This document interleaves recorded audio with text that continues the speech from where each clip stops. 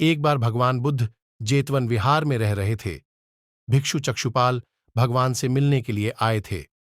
उनके आगमन के साथ उनकी दिनचर्या, व्यवहार और गुणों की चर्चा भी हुई।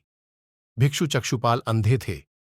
एक दिन विहार के कुछ भिक्षुओं ने कुछ मरे हुए कीड़ों को चक्षुपाल की कुटी के बाहर पाया और उन्होंने चक्षुपाल की निंदा करनी शुरू कर दी कि उन्होंने इन जीवित प्राणियों की हत्या की।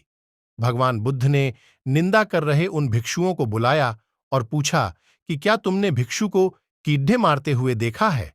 उन्होंने उत्तर दिया, नहीं। इस पर भगवान बुद्ध ने उन साधकों से कहा कि जैसे तुमने उन्हें कीड़ों को मारते हुए नहीं देखा, वैसे ही चक्षुपाल ने भी उन्हें मरते हुए नहीं देखा और उन्होंने कीड़ों को जानबूझकर नहीं मारा है, इसलिए उनकी भर्त्सना करना उचित नहीं है। भिक्षुओं ने इसके बाद पूछा कि चक्षुपाल अंधे क्यों हैं? उन्होंने इस जन्म में अथवा पिछले जन्म में क्या पाप किए?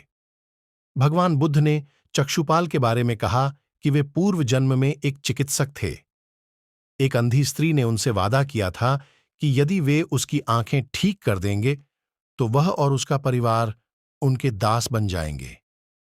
स्त्री की आंखें ठीक हो गईं, पर उसने दासी बनने के भय से यह मानने से इनकार कर दिया।